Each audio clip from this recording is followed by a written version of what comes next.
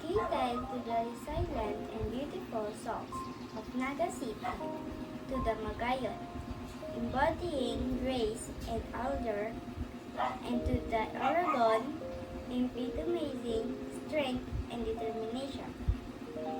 To the students and children of Naga City, may you find inspiration in the tale of Aragon.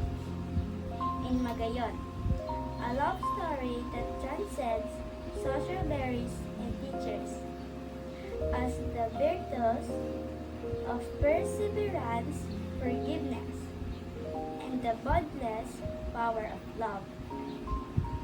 Let their journey remind us that no obstacle is too great when followed by unwavering determination and followed by the warmth of a compassionate heart. Unang paborito ang visual illustration. Bilang mambabasa ng iyong kwento, gustong-gusto ko ang visual illustration. Lalo na ang mga cartoon character na kasama sa kwento. Nakakatulong ito upang magkaroon ako ng idea kung ano ang itsura at pagkakilanlan ni na Aragon at Magayon. Ang aklat mo rin ay may mga eksena kung saan ipinapakita ang mga lugar at kapaligiran ng setting ng kwento. Natutuwa ako na naglalagay ka ng mga visual illustration or mga cartoon picture. Dahil para ibang magbabasa, ang kawalan nito ay maaaring magdulot ng kawalan ng tuklasan ang konteksto ng kwento. Ikalawang paborito, ang daloy ng kwento. Bilang mambabasa, gusto ko ang pagkakagawa mo ng daloy ng kwento. Mula sa unang kabanata hanggang sa ikadalawang kabanata, naglagay ka rin ng mga mini-title sa bawat kabanata na nagbubuo ng tema sa bawat bahagi ng kwento. Gusto ko rin kung paano nadat ng Aragon ang kanyang mga hamon laban sa mga pagkakaiba ng lipunan. Kahit siya ay mahirap at isang magsasaka lamang, hindi siya sumuko sa kanyang buhay at patuloy na lumaban para sa kanyang pag-ibig kay Magayon. Ang daloy ng aklat ay talagang nakakahikayat sa akin.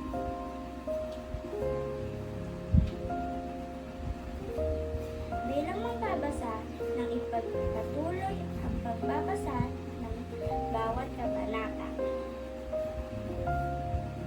Ikatlong paborito ang mga pagsusulit sa aklat.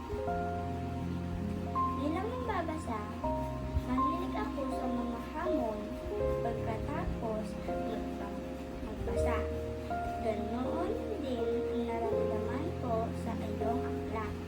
Gustong-gusto ko ang mga pagsusulit sa bokabularyo at comprehension dahil naglagay ka rin ng mga clue. Upang hindi mahirapan ang mga estudyante sa pagsagot ng mga tanong o pagtukoy ng mga salita, mahusay din na ginabayan mo ako sa buong reading session ng iyong kanto. Bukod dito, mayroon kang laro kung saan pinagsusunod-sunod ang mga letra. Kung tutuusin, hindi ako mahilig sa scrambled letters. Mas gusto ko ang mga laro na may visual illustration para hulaan ang sagot o kaya isang word search na may mga tanong. Pero sa kabila nito, ginabayan mo pa rin ako sa pagsagot ng bahaging iyon at nag-enjoy ako sa proseso. Mga bagay na gusto kong idagdag o baguhin. Yan ang 3 paborito kong bagay tungkol sa iyong aklat. Pero may isa akong nais idagdag bilang komento mula sa aking sariling perspektibo ng pagiging magbabasa ng iyong libro, gaya ng sinabi ko sa 3 paborito. Mas gusto ko ang mga laro na may visual illustration. Maaaring mas mainam na palitan o isama ito sa iyong susunod na aklat. Bilang bata,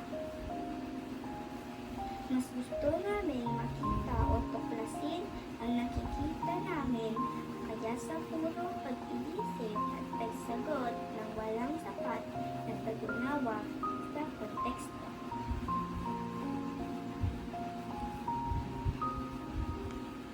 Sa pagtatapos, masaya ako na nabasa ko ang iyong aklat na Oragon at Magayon.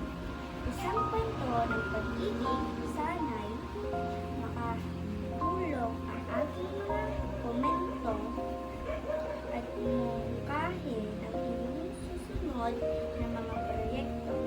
Magpapatuloy ka sa pagsusulat at paglikha ng mga kwento. Magbibigay kay inspirasyon sa maraming mambabasa tulad ko.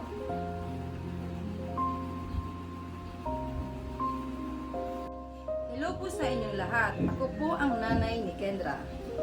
Sa loob ng 15 minuto, nais kong ibahagi sa inyo ang aking karanasan at pananaw bilang magulang habang nasusubaybayan ko ang pagbabasa ni Kendra kasama kayo.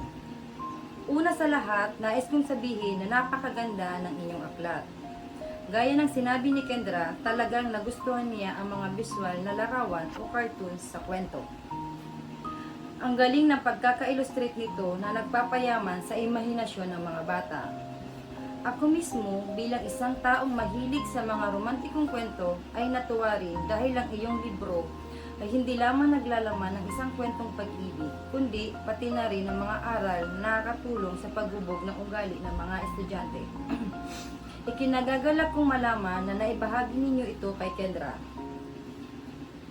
Ang iyong aklat ay may mataas na kalidad at may magandang konteksto.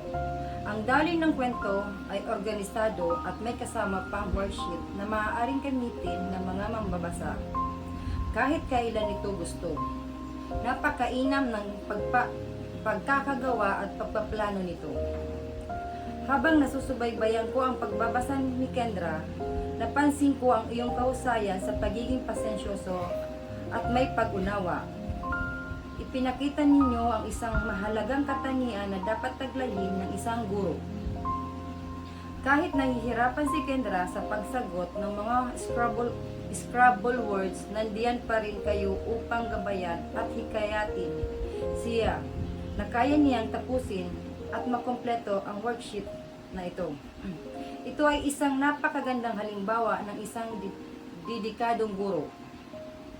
Bilang isang magulang, nais kong magbigay ng ilang payo na maaaring makatulong sa inyo bilang mga magiging guro balang araw. Akong isang profesional, ngunit isang tao na may karanasan. Ito ang ilang bagay na nais kong ipasa sa iyo. Una, magpatuloy sa pag-aaral.